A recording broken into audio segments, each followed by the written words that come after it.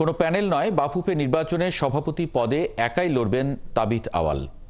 অতীতে স্বতন্ত্র প্রার্থী হিসেবে লড়েছেন বেশ কয়েকবার, সেটাই তার বড় আত্মবিশ্বাস।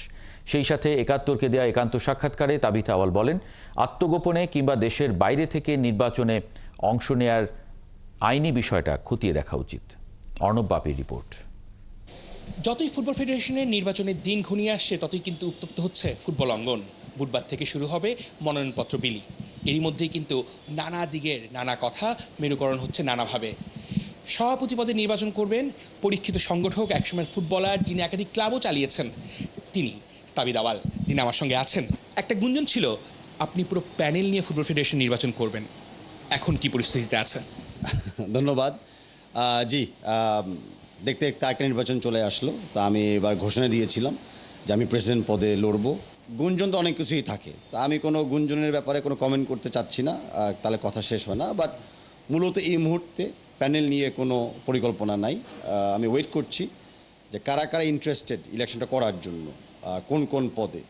তো তখন বিবেচনা করব বেসড অন কারা কারা আসতে চান, কারা কারা নমিনেশন ফর্ম কিনেছেন, কারা কারা দাখিল করেছেন। তখন একটা প্যানেলের বিষয় আসতেও পারে, অথবা কোনো প্যানেলও নাও হতে পারে। তাবিথ আওয়ালের এই সিদ্ধান্তে মাথায় হাত কাজী সালাউদ্দিনের। তার কাছের মানুষ মাহফুজা আক্তার কিরণ, সত্যজিৎ দাস রূপুদের একই প্যানেলে বসিয়ে আবার বাফুফের দায়িত্বে আনার পরিকল্পনা ভেস্তে গেছে। বিগত 2 ইলেকশনেও কিন্তু যখন আমি ভাইস প্রেসিডেন্ট পদে লড়ছিলাম, আমি তখন প্যানেলে ছিলাম না।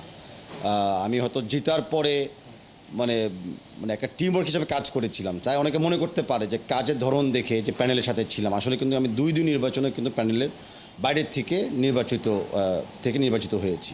আত্মগোপনে থেকে বা দেশের বাইরে থেকে নির্বাচন করাটাকে আপনি সমর্থন করেন কিনা? আত্মগোপনে কেন আছে? যদি কোনো কারণে কোনো রিয়েল ক্রিমিনাল ইস্যুতে, অফেন্সে কেউ আত্মগোপনে থাকে বা জেলে থাকে বা নির্বাচন না থাকতে পারে, তাহলে আমি মনে করি সেটা ফিজিক্যাল প্রেজেন্সের বাইরে ওই লিগ্যাল প্রেজেন্সটা বিবেচনা করা উচিত। ফিফা র্যাঙ্কিংয়ে তলানিতে বাংলাদেশের অবস্থান। দীর্ঘদিন ধরে ফুটবল ফেডারেশনের দায়িত্বে থাকাদের এবার কঠিন পরীক্ষা। হয়তো শীঘ্রই আওয়াজ উঠবে, পুরনোদের বয়কট করবে সবাই। আমি যে কাজটাই করি আমি শক্তভাবেই করি, অ্যান্ড সেটা আমি মনে করি হলো আমার জিতার একটা স্কিলস।